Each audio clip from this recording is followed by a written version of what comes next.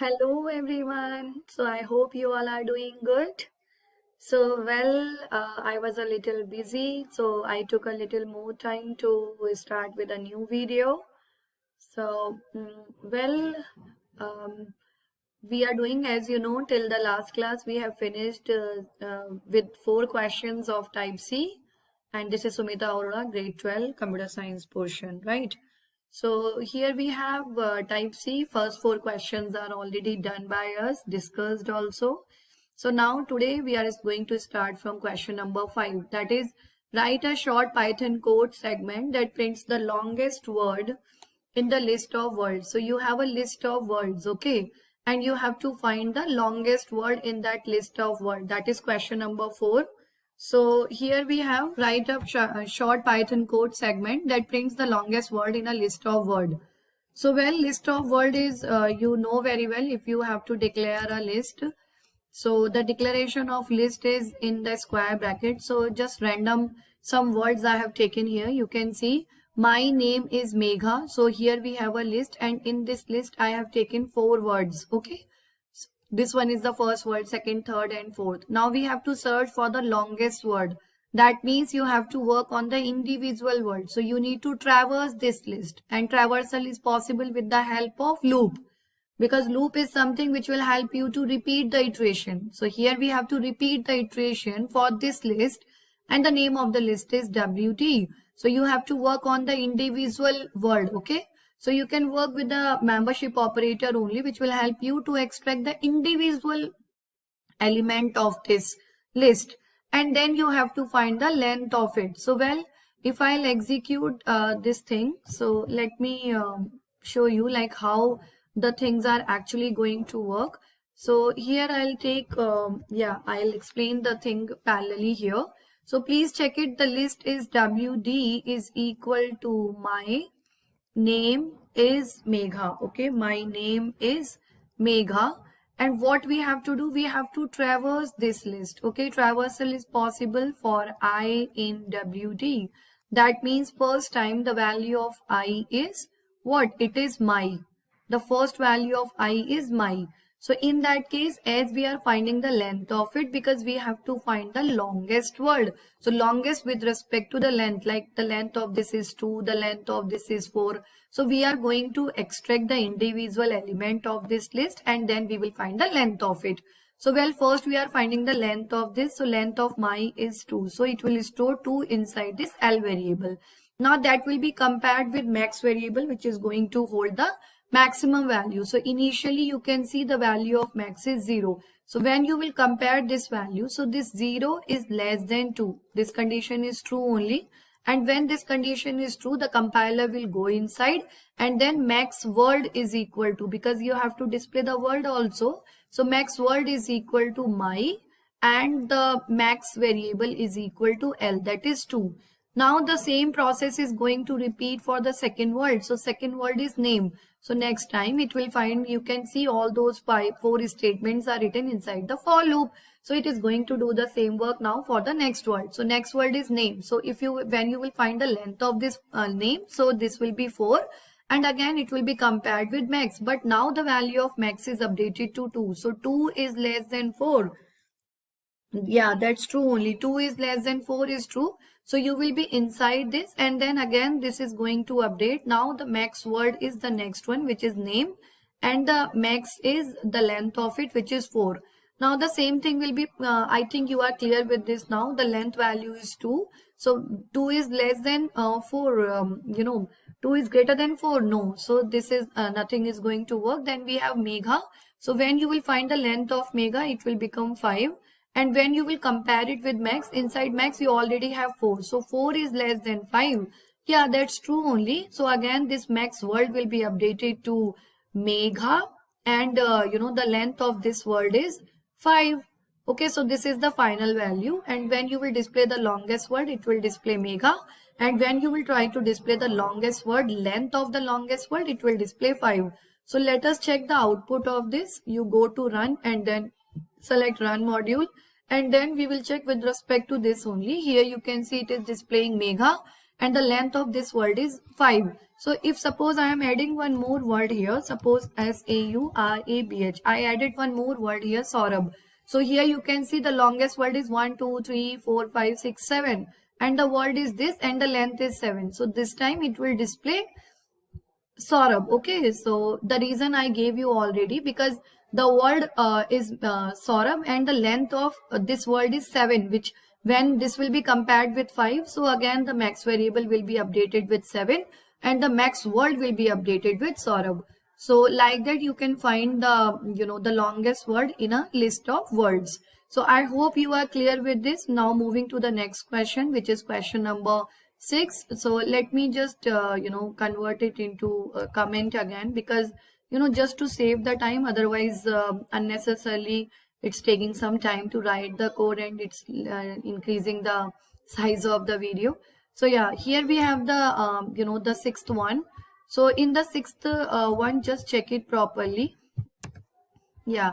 So the sixth question, first you read out the question. Write a program that creates a list of all the integers. So integers, you know very well, are the whole numbers. Okay, integers are the whole numbers less than 100, all the integers. So the integer is starting from 1. So less than 100 means you have to work from 1 to 99. Okay, that are the multiples of 3 or 5. Multiples means those are divisible by 3 or by 5. So we actually have to find all the multiples of 3 or 5 in between the range from 1 to 99. That is our requirement. So here also you can see this is quite simple question. Multiple or the divisibility is same only, that we can find with the help of modulus sign. So here you can see modulus. Well, you have to repeat the same process for multiple numbers from 1 to 100. So 1 to 99 actually, 100 is not included because it is less than 100, not equal to 100. So here you can see I am executing a for loop here from I in range, and the range is from 1, 100. You know very well this value is excluded only. This is not the part of the loop. So it is going to work from 1 to 99. This is not included, right? That is my requirement. If they are saying you to include 100 also, you will change this 100 to 101. So well, this is done. Now if ni modulus 3, so I is what? The first value of I is the starting range, that is 1. So 1 modulus 3 is equals to 0, or 1 modulus 5 is equals to 0. Actually 1 modulus 3 is not equals to 0, it is 1. Okay, so this is not a divisible. 2 is also not a divisible of 3 or 5, but yeah, 3 is a divisible of 3. So that will be updated into or is there, or is, that means any of the condition, the before condition and the after condition. If any of the one condition is true, it will be appended into the L variable, which is the empty list. So well, I value we are appending into the empty list. Let me give you the proper explanation here. You can just check it out. Here only I'll give you a proper explanation. It is like the list is starting, so you should be clear with the with the length of the list. So well, I is starting from 1 and this will work till 99. So when the first value of I is 1, we are checking for these two conditions. 1 modulus 3 is equals to 0, or 1 modulus 5 is equals to 0. So this time we are getting 1 equals to 0 is false, and here also 1 is equals to equals to 0 is also false. Now this value is going to update because this condition is written for the true result of this if, and we are getting false result. So the next value of I is 2. So 2 modulus 3 is equals to 0, or 2 modulus 5 is equals to 0. So this is also false and this one is also false, right? Because here also you are getting 2 and here. So this is also false. Now for the next value of I. Now the value of I is 3. So 3 modulus 3 is equals to 0, or 3 modulus 3 is equals to 0. Sorry, 3 modulus 5 is equals to 0. So 3 modulus 3 is 0. So 0 is equals to 0. Here we are getting true. Or condition, there is no need to check, because or means if anyone is giving you true result, then this much is enough. And now the value will be appended into a new list. That's what we have taken one empty list here, right? So list dot append, you know very well append function will help you to append the value into a list. So list will be appended with this value of I. So we have written the item is I. So like that only, what all values of I are going to fulfill this particular condition, they all will be appended into this list, and finally outside this for loop we are displaying the value of this L. So let me show you the output of this, and we are executing. You will be getting all the multiples in between. You can see 3, 5, 6, 9. So these all are the multiples of either 3 or 5. Okay. So all the values are appended into this list L. So well, this is also, I hope you are clear with this question. Now moving to the next question, which is program number 7. Okay, question number 7.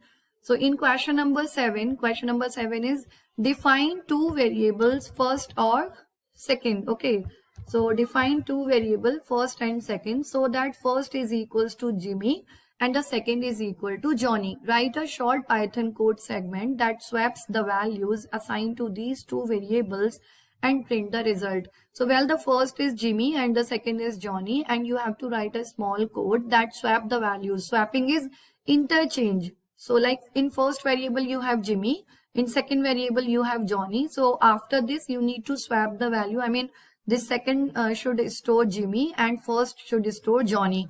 Like that you have to swap the values and then you have to print the result. So you can check the code here. A small code is given as the values for first and second variable is already mentioned in the question. So if something is mentioned in the question, we have to go with the same, right? So here you please check, we have first is equal to Jimmy and second is equal to Johnny. So it's always good to display first the original one. So the original values, the first is Jimmy and Johnny, and then we are just swapping the values. In case of Python, it's quite simple. So we are just first comma second is equal to second comma first. So this second will go to first and first will go to second at the same time. It is possible, right? So well, this statement will swap the values, and that swapped values we are displaying afterwards. So how this is going to take place, let me show you one time. So again, I am opening my this one file where I can give you the explanation. So there is one string variable first, and the value of this first is equal to Jimmy. Then we have another variable second, and this second is equal to Johnny. Now we have the original values when we are displaying. So it will display original values is equal to original values, and here it will display Jimmy because the first value is Jimmy, and then with this space it will display Johnny. Now we are swapping the values. So after this swapping, first will become the second. So second is Johnny. It will store Johnny in first, and then second will become Jimmy. So this will become Jimmy. Now we are storing Jimmy. So now we are displaying the swapped value. So it will display swapped values, and it will display first is Johnny and second it should display Jimmy. Let us check our output. Is it working as per the expectation or not? So go to run and then select run module, click on OK, and you can see first the original values are Jimmy and Johnny as we were expecting. Original values Jimmy, Johnny, and then after the swapping you are getting Johnny and Jimmy. So this is perfectly working as per our requirement only. So now moving to the next question. So well, yes, we are moving to the next question. Okay. So the next question is question number 8. So question number 8 is write a Python program that creates a tuple storing first 9 terms of Fibonacci series. Well, you should be clear with Fibonacci series. This is a good question actually. I can give you some idea about Fibonacci series first. So it is the Fibonacci series is the first two elements are 0 and 1. Okay, the next element is the addition of the previous two elements. So it is 0. Let me write down and then I can give you the explanation. 5 and then 8. So like that any number of elements we can find.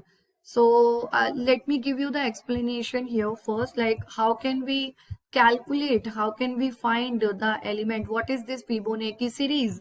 So please check it. The Fibonacci series elements, the first two elements are constant, which are 0 and 1. The next elements is the addition of the previous two elements, right? So 0 plus 1 is 1. Then 1 plus 1 is 2. Then 2 plus 1 is 3. Then 3 plus 2 is 5. And 5 plus 3 is 8.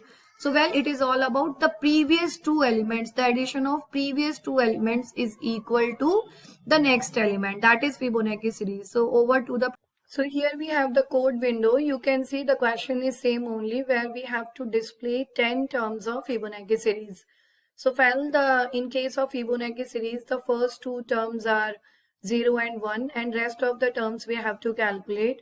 So here you can see I have taken those two terms in the tuple 0 and 1, right? So here I have declared one tuple with elements 0 and 1. So in total 9 elements we have to display. So 2 elements are already done. So remaining 7 elements are left. So here this is going to work for 7 times. So indirectly it is going to calculate the remaining 7 terms.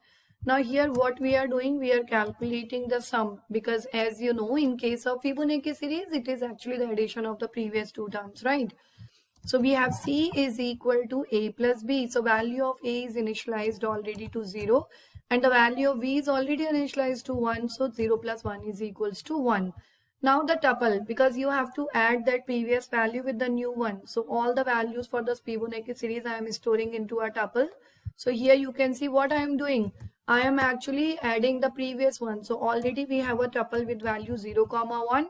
And we are appending at last this one also. Thus a new value of C is 1. Okay, so this is your new tuple, and then as you have to change the values for variable A and B also, because every time we have to find the sum of the previous two values. Okay, so how it will work here, A is equal to now the value of B. So this is A and this is B. So now A is 1, and here this C is also 1. Okay, so now B is also 1. So C value is 1. C we are storing into B. So 1, 1. Now again the process will be repeated for I is equals to 1, and this will give you 1 plus 1, 2, because A and B both are updated to 1, 1. So this will become 2, and this will be added here. So like that only it is going to repeat 7 times, and you will get total 9 terms. 2 terms outside the loop and 7 terms inside the loop. And the final tuple I am displaying outside the loop.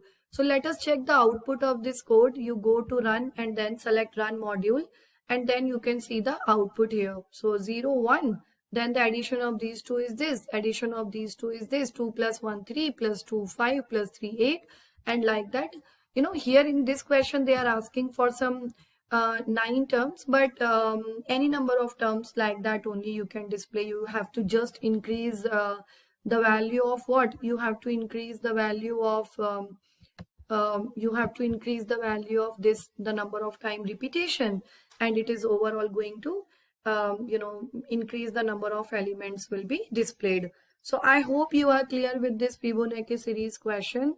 Now moving to the next question, which is as per your book. If you will go in your book, that one is question number 8.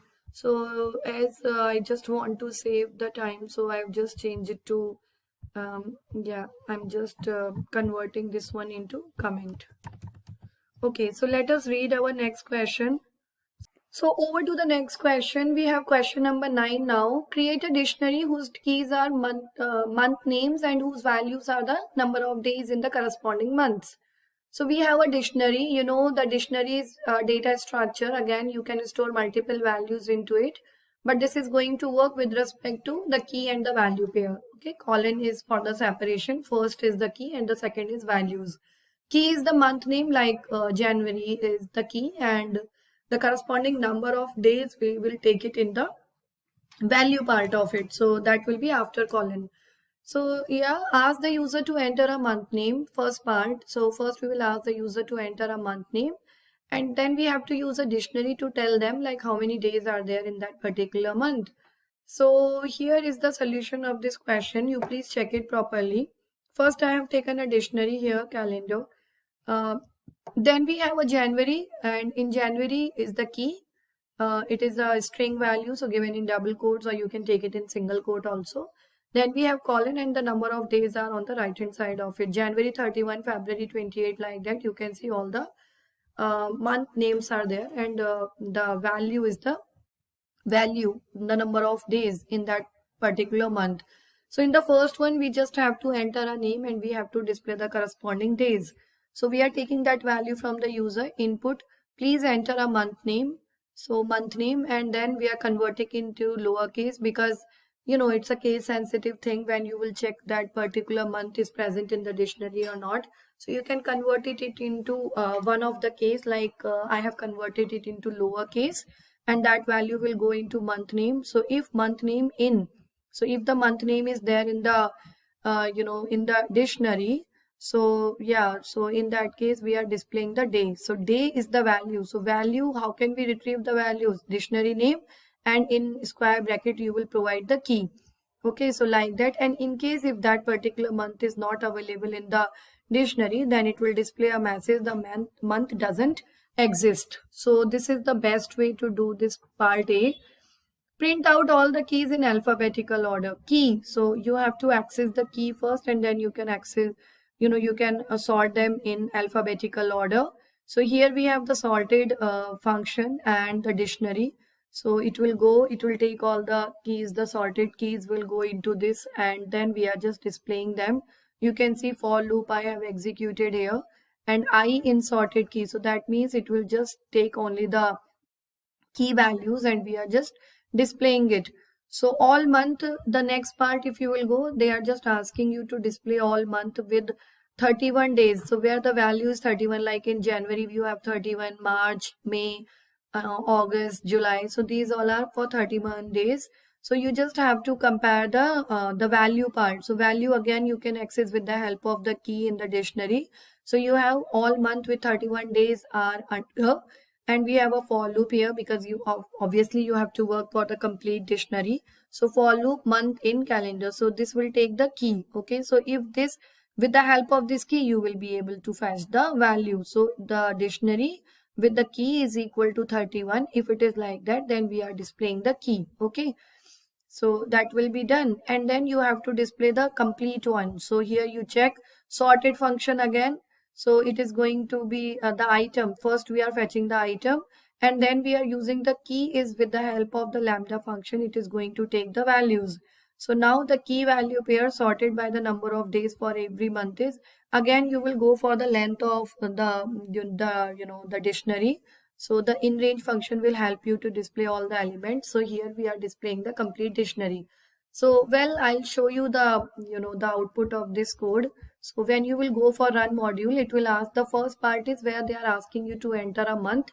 And see, if I'll write, my code will work for, if you are writing suppose J in capital, okay, so that will be converted into small, and that will be the part of the same thing. So now I can show you. So because I used then conversion function lowercase, so that will be converted into lowercase, and the month January has 31 days. Okay, so how many days are there? 31. Then we are displaying them in alphabetical order. The keys, so you can see all are coming in alphabetical order. First A, then D, and then F, all are coming. Then you are displaying all the the third part is to display all the what should I say, all the month whose number of days are 31. So January with 31, March, May, all these are with 31. And then you have to display the complete dictionary in the sorted order. So you can see first it is displaying January 28, April 30. So all those things are displaying. So well, this code is working perfectly. I hope you are clear with this code. And in case if you have any doubt, please don't forget to drop a message in the comment. I'll try to sort out your query. So that's all for today's class, and in the upcoming videos you will get the solution for the remaining questions. Thank you. Bye.